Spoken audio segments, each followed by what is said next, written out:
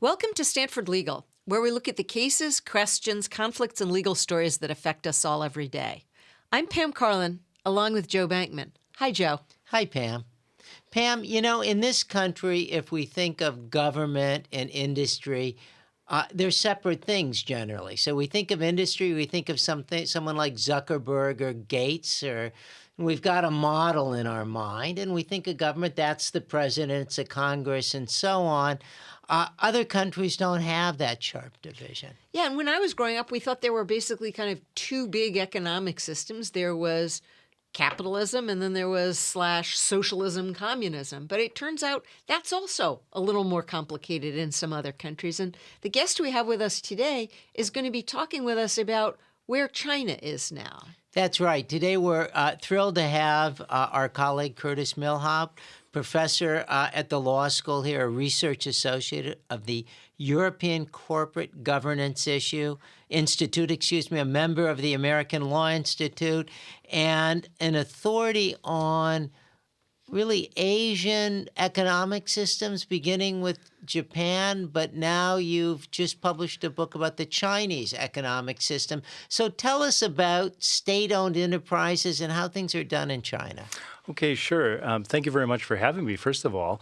I think the Chinese state-owned enterprises, or SOEs, to reduce the word load, are interesting. In some ways, they're an encapsulation of what Pam was just talking about the fact that China has a distinctive economy that combines some market elements and some more political or authoritarian elements. And the SOEs are really an embodiment of that. So I think many people find SOEs confusing. In fact, a recent survey of international institutional investors showed that 60% said, we don't understand Chinese corporate governance. So let me take a few minutes to explain what a Chinese SOE is, and we can go from there. So at the central level, so there are thousands of SOEs in China. Many of them are small. Some of them are at the provincial level. I'm going to focus on what are known as the central SOEs. These are enterprises, really a business group rather than a single entity, whose sole shareholder is an agency of the Chinese government called SASAC, the State-Owned Asset Supervision and Administration Commission, which is an arm of the government. It's directly under the cabinet. And SASAC acts as an investor, at least ostensibly, on behalf of the Chinese people in these enterprises. Where's the money that it's investing coming from? Well, these are largely financed by state-owned banks. That's another interesting part of the story. So you have SASAC at the top, then you have a holding company for, let's say, Sinopec, for example.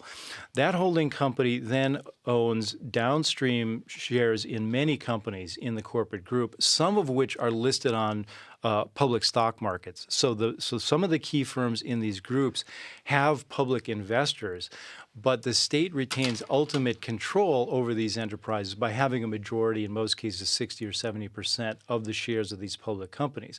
Then downstream are hundreds of subsidiaries. So that's the corporate part of it, and it looks relatively familiar except for the fact that the ultimate shareholder is the state. But then you have a parallel party mechanism that really parallels, almost in Leninist fashion, it parallels the corporate sector in the same way that the party parallels the government. So you have a Communist Party committee internal to the firm.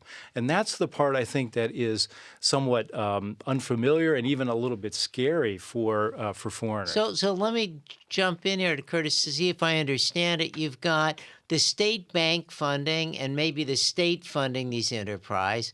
You can sometimes find them listed on a stock exchange the way we'd find Facebook listed, but it's really a different animal. Their funding comes from the state. The state, we're going to talk later, what's the state trying to maximize here? Mm-hmm. The state doesn't appoint the executives directly, but they have a Communist Party branch that's appointing them, or who appoints the CEOs? Yes, very good question. So at the top level, SASAC actually appoints the senior managers of these downstream firms. So SASAC is responsible, working with a senior Communist Party committee. they're working out the high-level appointments and rotations of these senior managers. So you have that political element of governance, and then you have, as I said, because these are listed on stock exchanges, you also have private capital coming in, although a minority stake, so that the foreign investors don't have very significant governance rights with respect to these enterprises. But they might invest anyway, buy some stock, loan some money. But the Elon Musks of the world are actually appointees of the government. Well, there are so China has their own Elon Musk, so to speak. So Jack Ma is the most famous example, the entrepreneur who started Alibaba. So he's a private entrepreneur. Alibaba is a private enterprise. So China does have very dynamic, very large, successful private firms, but they, at the same time, they have these behemoth SOEs that have occupied central parts of the economy. So heavy industries, petrochemicals, IT, military, all of that is retained by the state in the SOE structure. More innovative firms in the internet space are private.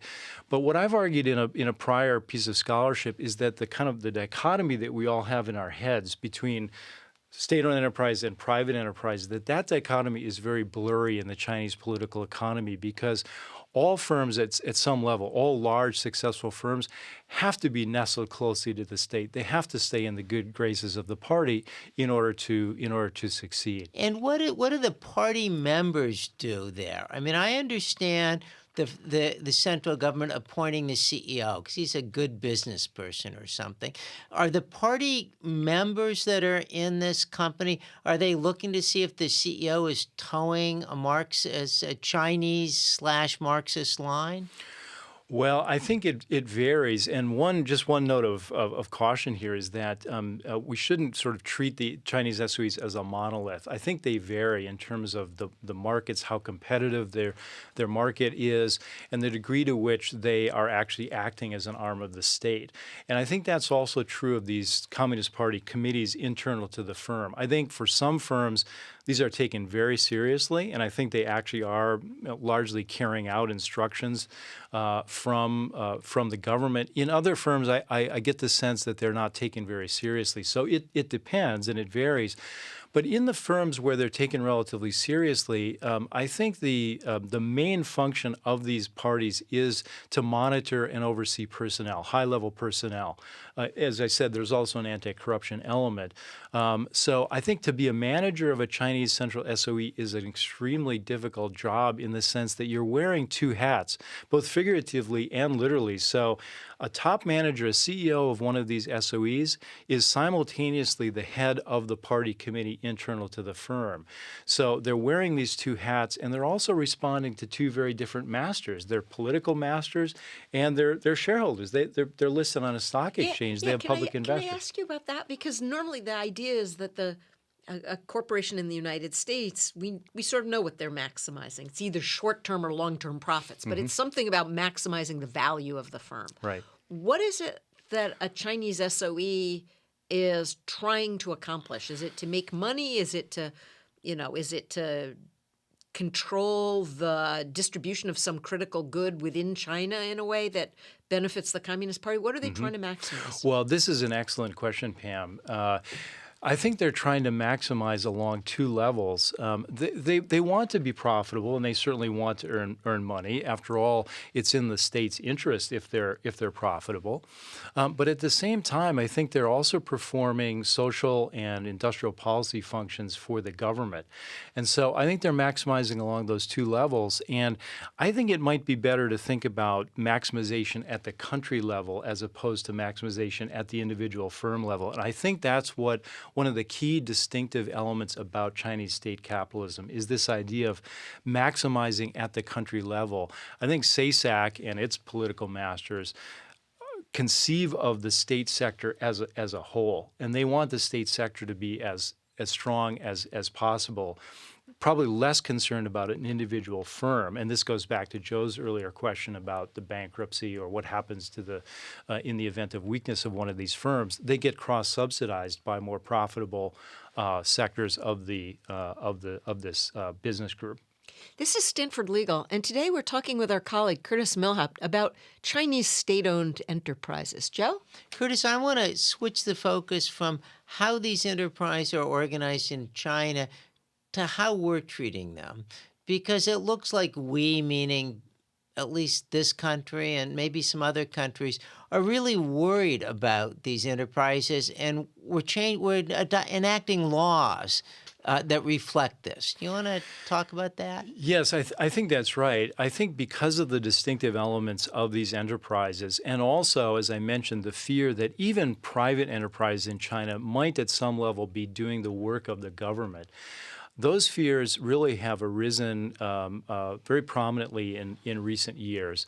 And they've sparked legislation in the United States and also around the world, in Europe in particular, in response to these fears. So in the United States, just this past August, a statute called FIRRMA, the Foreign Investment Risk Review Modernization Act, it's a mouthful, but FIRRMA was enacted to beef up the U.S. system for screening foreign acquisitions of U.S. companies on national security grounds.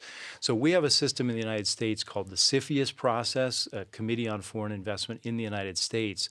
It's a high-level committee comprised of the Secretaries of State, Treasury, Homeland Security, et cetera, that screen foreign acquisitions of U.S. companies, and they can recommend that the president block an acquisition because it jeopardizes national security. Now, that structure has been around for a long time. It actually was put in place in response to fears of Japanese investment in the United States in the 1980s.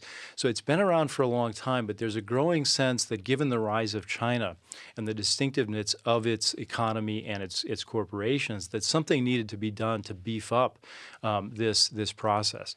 So what FIRRMA does is it expands the jurisdiction of CFIUS to cover transactions that are not acquisitions of control. So a non-control acquisition in which the foreign party might gain access to critical technology or sensitive data. Can you give me Oh, go ahead, Joe. Give us an example of first of all, a control transaction, I take it, that's when you're buying effective voting control of a company. Correct. So a non-control, you're not getting that much control, but we're still worried about you.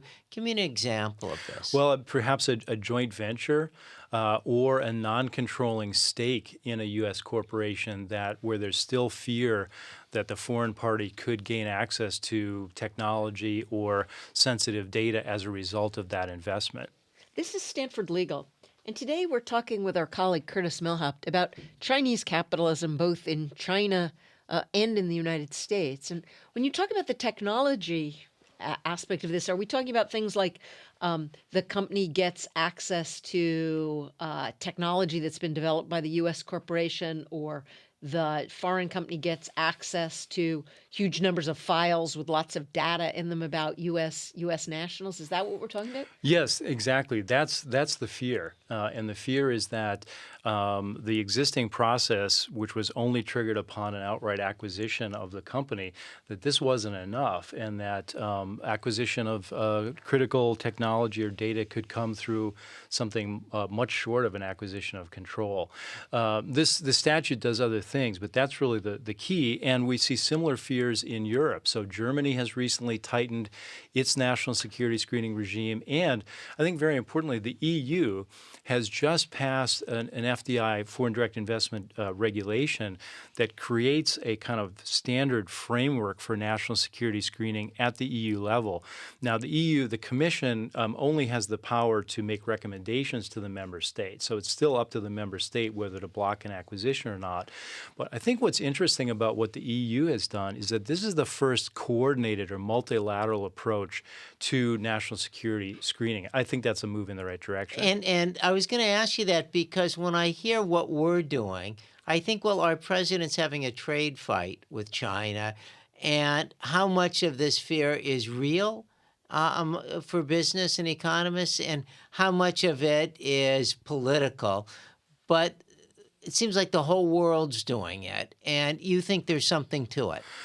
I think the fears are not completely unfounded. Given the distinctiveness of Chinese enterprise, I think it's natural to fear something that you don't fully understand. most of the investments by Chinese enterprises, I'm quite confident, I think economists would agree, are beneficial to the host country. The problem is that this kind of suspicion tax, if you will, that all Chinese firms labor under is causing a rapid decline, a pretty dramatic decline in Chinese outbound investment. So it's really fallen off a cliff this year as a result of these fears. So I think it would be beneficial to create some kind of common framework for screening so that the transactions that really do pose problems can be screened out, and the rest go through. So some element is unfounded xenophobia and fear of the unknown, but there is something to the fact that we don't fully understand these enterprises, and the reality is that many of them are directly connected to the government in these unusual ways. So I don't think the fears are completely unfounded. So can you explain why the Chinese, if all of this money ultimately gets traced back in some sense to the Chinese central banks and why doesn't China just invest directly in the companies? Why is it investing in companies in the United States or in the EU through its state-owned enterprises? Is there a strategic reason for that? Yes. So there's a document called China 2025, which is a government document that specifies a number of industries in which China intends to be or has a strategy to be a global leader. High-tech industries, precision materials, and the like, electronic vehicles. And this document has been proven to be very controversial, and it has sparked the sort of fears in Europe and the United States that we've just been talking about, because it appears to be a roadmap for all Chinese enterprises. If you pursue these technologies, government financing and support will come to you. And the document actually explicitly says that one of the ways to obtain this technology should be through acquisition of foreign companies. So it raised a lot of fears about the motivations of these acquisitions. Joe? What do you think the net effect is going to be? You said Chinese investment has really kind of fallen off the table. I take it from a conventional economic standpoint, that's just bad. I mean, most economists think free trade is kind of the cat's meow. There seems to be a broad consensus on that. So even though there's some fear, right now are we turning down investment, or is the Chinese government not making it? Well, it's some of both. So the number of deals that have been blocked by Sirius, historically, there were almost no deals that were blocked by Sirius. What typically happened is that when Sirius had the right to trigger an extension of the investigation, that was obviously a red flag to the foreign investor that they weren't going to encounter problems. And oftentimes they would simply abandon the deal at that point. Yeah. What's happened more recently is that a number of transactions involving China have actually been blocked by Sirius. So deal risk, the risk of non-completion of a deal for Chinese buyers has gone up dramatically. And so one can imagine that many deals are just not being contemplated or done as a result of these fears. And that goes back to the point we were talking about earlier. I mean, from an economic standpoint, this is not a positive thing, because most of these investments actually would be beneficial for the United States. Well, we'll be back with more from our guest, Curtis Millhaupt, after the break, talking about Chinese investment and Chinese state-owned capital here on Stanford Legal on Sirius XM Insight 121. Welcome back to Stanford Legal, where we look at the cases, questions, conflicts, and legal stories that affect us all every day. I'm Pam Carlin, along with Joe Bankman. Joe? Curtis, you were talking about the state-owned enterprises, which really give China a big footprint, because it not only controls the government actions through taxation or regulation, it has direct control of a lot of heavy industry. And one of the things I know they're doing is using that control to build roads places. Can you talk to us about that? Sure. This is the Belt and Road Initiative, which is one of the signature foreign policy initiatives of President Xi Jinping, in which the SOEs are very heavily involved. So this is a massive infrastructure building project throughout Asia, the Middle East, Africa, and Europe, a very controversial one. So it's an infrastructure project, but it's also designed to leverage and to increase China's soft power, its influence in the region. region. So you're doing more than building the roads. Doing much more than building roads. Yes, you're building connections, financial ties, political ties to these countries and trying to bring them into China's orbit. And there's a lot of concern about that, obviously. But the role of the SOEs here is to actually be the ones who are building this infrastructure. And so there are, I think, over 100 Chinese SOEs involved. In fact, most of the firms involved in these building projects are Chinese. Most of those are SOEs. And so this is a good example, I think, of the way that the SOEs are economic actors, but they're also a kind of transmission belt for important government policies. And so this is almost like a Marshall Plan, kind of a small transportation-based Marshall Plan for places like Africa. Well, that's the analogy that's typically used. It's not a perfect one, but I think that there's something to that analogy. That's right. And the concern is that this will give China a much bigger footprint in Africa, in the Middle East, and the rest of Asia. Yes, exactly. And also a related fear is that the countries are becoming very heavily indebted to China as a result of these projects. And one example, kind of red flag for skeptics, is Sri Lanka, which became heavily indebted with respect to the construction of a port. Became heavily indebted to China. They defaulted on the loans, and China took an equity interest in the port. So now the port is under Chinese control. And so there's a lot of fears about how this might play out in the future. So the roads and the transportation infrastructure isn't simply a gift from China. Sometimes it's... Oh, no, it's not a gift at all. Yeah. These are investment projects that are being financed, and also there's use of Chinese labor, construction, et cetera. So, no, the countries are becoming indebted to China through these infrastructure projects. So they're projects. borrowing to pay for the road. Exactly. China says, we're going to build this road, we'll build a port, and we'll give it to you cheap. But if you don't pay, it becomes ours. In effect, yes. And we're going to use Chinese corporations and largely Chinese labor to build this infrastructure. So we'll capture the gains that some other construction company might have captured. That's right. Like the Parsons Construction Company, which, by the way, has funded my chair. So I'll give a little shout out to that company now. Very good. So, when you think about kind of where China is going with this, is this a long-term strategy, short-term strategy? Well, it seems to be a very long-term strategy. There were predictions by economists, of course, in the with the collapse of the Berlin Wall and the fall of Eastern Europe, that state-owned enterprises as an entity would disappear because they were not viable. China has revived them, and today, if you look at the list of global Fortune 500 companies, many of them are Chinese companies, and the lion's share of those are Chinese SOEs. So this seems to be a strategy that has worked. So let's go to that, Curtis, because while the strategy has obviously worked magnificently, or at least China's economic performance has been magnificent, you've raised some doubts about this strategy and pointed out it involves a lot of highly leveraged, interrelated companies. Mm-hmm. Yes, there certainly are some danger signs here. Debt levels in China, corporate debt levels are very high. There was massive borrowing in the wake of the global financial crisis. The Chinese government pumped a lot of stimulus into the economy through the SOEs. So debt levels are high. China has a bankruptcy system, but it's relatively new. It has not been used very much. And so I think there are real questions about how firm failure will actually be handled. And so there are a variety of warning signs on the horizon. This is Stanford Legal, and today we're talking with our colleague Curtis Millhaupt about Chinese state-owned enterprises and how that affects the rest of the world as well as China. Joe? Curtis, who owns the debt? I mean, you think of a highly leveraged company, and you think, what are those debt holders going to do? We talk about Tesla like that, Sirius like that. We look at the creditors as the ones that might take control. Who holds Chinese debt? Well, this is a very important and interesting question. In the corporate sector, for example, state-owned enterprise debt is very typically held by other state-owned enterprises and by Chinese state-owned banks and other state-owned entities. So it's as if the left pocket is owing the right pocket money.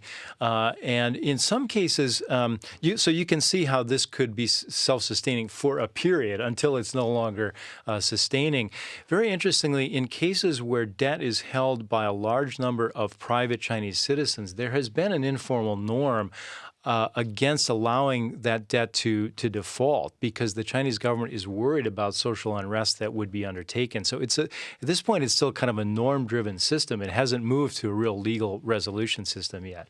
One of the things that's really interesting to me is, now we're so fixated in the United States on Chinese economic power and China's role in, driving American companies out of business and Chinese-American trade and everything. And you've been to this rodeo before in a way, Curtis, because your first academic specialty before you got involved in China was Japan. Right. And I remember when, in the 1980s, everybody was worried in the United States that the Japanese were going to take over. And I just wonder, could you kind of compare what went on then to what's going on now? Sure. I think that's a very interesting parallel.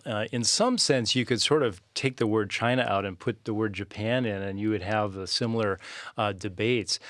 So as I mentioned, fears of Japanese investment in the United States triggered the creation of the Sirius process. Much of the same debate about technology transfer, espionage, and the like took place then.